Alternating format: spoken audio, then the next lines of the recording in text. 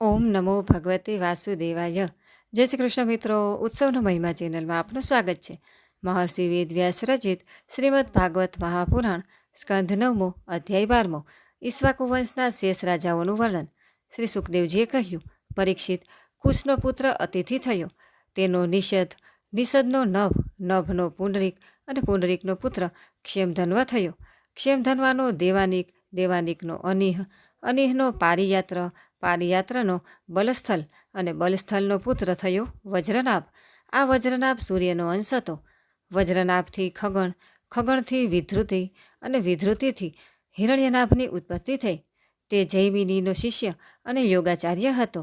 કૌશલ દેશવાસી યાજ્ઞવલ્ક્ય ઋષિએ તેમની શિષ્યતા સ્વીકારીને તેમની પાસેથી અધ્યાત્મયોગનું શિક્ષણ ગ્રહણ કર્યું હતું. તે યોગ હૃદયની ગ્રંથિને ખોલી નાખનારો અને પરમ સિદ્ધિ આપનારો છે.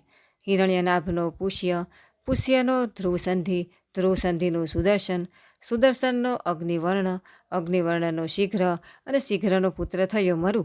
મરુએ યોગ સાધના દ્વારા સિદ્ધિ પ્રાપ્ત કરી અને તે આજે પણ કલાપ નામના ગામમાં રહે છે.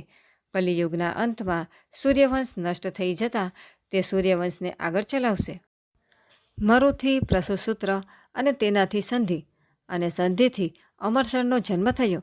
અમરસરનો મહસ્વાન અને મહસ્વાનનો વિશ્વસાહવ, વિશ્વસાહવનો પ્રસેનજીત, પ્રસેનજીતનો તક્ષક અને તક્ષકનો પુત્ર બૃહદબલ થયો. પરીક્ષિત, આ જ બૃહદબલને તમારા પિતા અભિમન્યુએ યુદ્ધમાં મારી નાખ્યો હતો. પરીક્ષિત, ઈક્ષ્વાકુ વંશના આટલા રાજાઓ થઈ ચૂક્યા છે. હવે પછી થનારા રાજાઓના સંબંધમાં સાંભળો. બૃહદબલનો પુત્ર થશે બૃહદ્રણ, બૃહદ્રણનો ઉરુક્રિય, તેનો વત્સવૃદ્ધ, વત્સવૃદ્ધનો પ્રતિવ્યોમ, પ્રતિવ્યોમનો ભાનુ અને ભાનુનો પુત્ર થશે સેનાપતિ દિવાક, દિવાકનો વીર સહદેવ, સહદેવનો બૃહદશ્વ, બૃહદશ્વનો ભાનુમાન, ભાનુમાનનો પ્રતિકાશ્વ અને પ્રતિકાશ્વનો પુત્ર થશે સુપ્રતિક, સુપ્રતિકનો મરુદેવ, મરુદેવનો સુનક્ષત્ર, સુનક્ષત્રનો પુષ્કર, પુષ્કરનો અંતરિક્ષ, અંતરિક્ષનો સુતપા અને તેનો પુત્ર થશે અમિત્રજીત, અમિત્રજીતથી બૃહદ્રાજ, બૃહદ્રાજથી બર્હિ, બર્હિથી કૃતંજય, કૃતંજયથી રણંજય અને તેનાથી સંજય થશે. સંજયનો શાક્ય, તેનો શુદ્ધોધ અને શુદ્ધોધનો લાંગલ, લાંગલનો પ્રસેનજીત અને પ્રસેનજીતનો પુત્ર ક્ષુદ્રક થશે. ક્ષુદ્રકથી રણક, રણકથી સુરથ અને સુરતથી આ વંશના અંતિમ રાજા સુમિત્રનો જન્મ થશે. આ બધા બૃહદબલના વંશધાર હશે. ઈક્ષ્વાકુનો આ વંશ સુમિત્ર રાજા સુધી ચાલશે. ત્યાર પછી કલિયુગમાં આ વંશ સમાપ્ત થઈ જશે. ઇતિ શ્રીમદ ભગવતે મહાપુરાણે પારમહંસ સંહિતાયા નવમ સ્કંધે ઈક્ષ્વાકુ વંશ વર્ણનમ નામ દ્વાદશોધ્યાય. 9મા સ્કંધ અંતર્ગત ઈક્ષ્વાકુ વંશ વર્ણન નામનો 12મો અધ્યાય સમાપ્ત. બોલો કૃષ્ણ કનૈયા લાલ કી જય. અધ્યાય 13મો રાજા નિમિના વંશનું વર્ણન.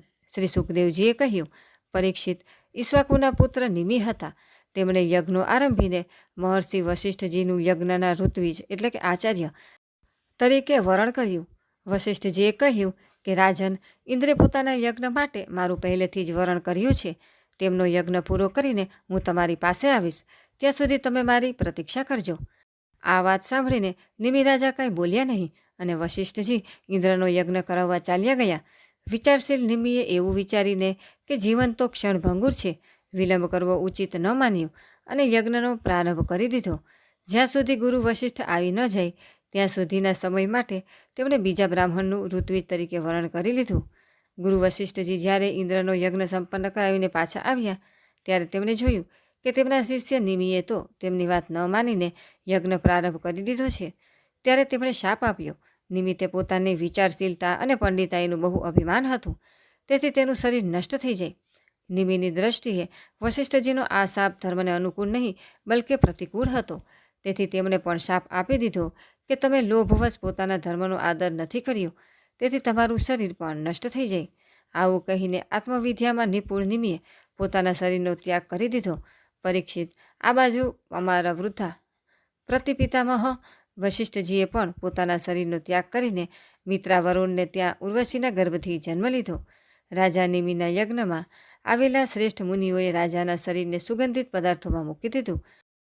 જ્યારે યજ્ઞ સત્રની સમાપ્તિ થઈ અને દેવતાઓ ત્યાં આવ્યા ત્યારે યજ્ઞ કરાવી રહેલા બ્રાહ્મણોએ દેવતાઓને પ્રાર્થના કરી, મહાનુભાવો, આપ લોકો સમર્થ છો.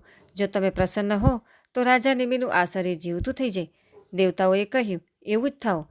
તે સમયે નિમિએ કહ્યું, મારે દેહનું બંધન ન જોઈએ. વિચારશીલ મુનિઓ પોતાની બુદ્ધિને ભગવાનમાં જ જોડી દે છે અને તેમના ચરણ કમળોની ભક્તિ કરે છે. એકને એક દિવસ આ શરીર અવશ્ય છૂટી જશે. આ ભયથી ભીત એટલે કે ગ્રસ્ત હોવાને લીધે તેઓ આ શરીરનો સંયોગ ક્યારેય ઈચ્છતા નથી. તેઓ તો મુક્ત થવા જ ઈચ્છે છે. તેથી હું હવે દુઃખ, શોક અને ભયનું મૂળ કારણ એવા આ શરીરને ધારણ કરવા ઈચ્છતો નથી.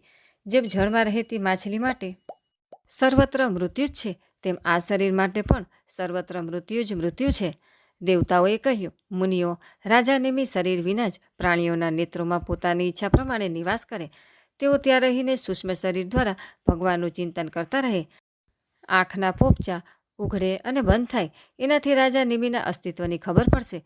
ત્યાર પછી મહર્ષિઓએ એવો વિચાર કરીને કે રાજા ન રહેવાથી લોકોમાં અરાજકતા ફેલાઈ જશે, નિમિના શરીરનું મંથન કર્યું. તે મંથનથી એક કુમાર ઉત્પન્ન થયો. જન્મ લેવાને કારણે તેનું નામ જનક પડ્યું. વિદેહથી ઉત્પન્ન થવાને કારણે વૈદેહ અને મંથનથી ઉત્પન્ન થવાને કારણે તે જ બાળકનું નામ મિથિલ થયું. તેણે જ મિથિલાપુરી વસાવી.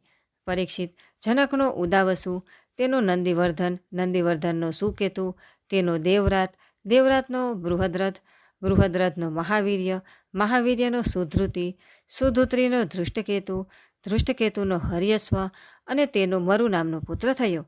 મરુનો પ્રતિપક, પ્રતિપકનો કૃતિરથ, કૃતિરથથી દેવમીઠ, દેવમીઠથી વિશ્રુત અને વિશ્રુતથી મહાધૃતિનો જન્મ થયો. મહાધૃતિનો કૃતિરાત, કૃતિરાતનો મહારોમા, મહારોમાનો સ્વર્ણરોમા અને સ્વર્ણરોમાનો પુત્ર થયો હૈસ્વરોમા. આ જ હૈસ્વરોમાના પુત્ર મહારાજ શિરધ્વજ હતા. તેઓ જ્યારે યજ્ઞ માટે પૃથ્વી ખેડી રહ્યા હતા ત્યારે તેમના શિર એટલે કે હળના અગ્રભાગથી સીતાજી ઉત્પન્ન થયા. આ કારણે જ તેમનું નામ શિરધ્વજ પડ્યું. શિરધ્વજના કુશધ્વજ, કુશધ્વજના ધર્મધ્વજ અને ધર્મધ્વજને બે પુત્રો થયા, કૃતધ્વજ અને મિતધ્વજ. કૃતધ્વજના કેશીધ્વજ અને મિતધ્વજના ખાંડિક્ય થયા. પરીક્ષિત, કેશીધ્વજ આત્મવિદ્યામાં બહુ પ્રવીણ હતા. ખાંડિડક્ય કર્મકાંડના મર્મગ્ન હતા. તેઓ કેશીધ્વજથી ભયભીત થઈને ભાગી ગયા. કેશીધ્વજનો પુત્ર ભાનુમાન અને ભાનુમાનનો પુત્ર શતદ્યુમ્ન હતો. શતદ્યુમ્નથી સૂચિ, સૂચિથી સનદ્વાજ, સનદ્વાજથી ઉર્ધ્વકેતુ, ઉર્ધ્વકેતુથી અજ, અજથી પુરુજીત, પુરુજીતથી અરિષ્ટનેમી, અરિષ્ટનેમીથી શ્રુતાયુ, શ્રુતાયુથી સુપાશ્વક, સુપાશ્વકથી ચિત્રરથ અને ચિત્રરથથી મિથિલાપતિ ક્ષેમધીનો જન્મ થયો. ક્ષેમધીથી સમરથ, સમરથથી સત્યરથ, સત્યરથથી ઉપગુરુ અને ઉપગુરુથી ઉપગુપ્ત નામનો પુત્ર થયો. આ ઉપગુપ્ત અગ્નિનો અંશ હતો. ઉપગુપ્તનો વસ્વનંત, વસ્વનંતનો યુયુધ, યુયુધનો શુભાષણ, શુભાષણનો શ્રુત, શ્રુતનો જય, જયનો વિજય અને વિજયનો ઋત નામનો પુત્ર થયો. ઋતનો શુનક, શુનકનો વિથવ્ય, વિથવ્યનો ધૃતિ, ધૃતિનો બહુલાશ્વ, બહુલાશ્વનો કૃતિ અને કૃતિનો પુત્ર થયો મહાવશી. પરીક્ષિત, આ મિથિલાના વંશમાં ઉત્પન્ન થયેલા બધા રાજાઓ મૈથિલ કહેવાય છે. આ બધા જ આત્મજ્ઞાની અને ગૃહસ્થાશ્રમમાં રહેવા છતાં પણ સુખ દુઃખ વગેરે દ્વંદ્વોથી મુક્ત હતા. કેમ ન હોય? યાજ્ઞવલ્કય જેવા મોટા મોટા યોગેશ્વરોની તેમના પર મહાન કૃપા હતી. ઇતિ શ્રીમદ્ભગવતે મહાપુરાણે પારમહંસ સંહિતાયા નવમ સ્કંધે નિમિવંશાનું વર્ણનમ નામ ત્રયોદશોધ્યાય. નવમા સ્કંધ અંતર્ગત નિમિવંશાનું વર્ણન નામનો 13મો અધ્યાય સમાપ્ત. બોલો કૃષ્ણ કનૈયા લાલ કી જય.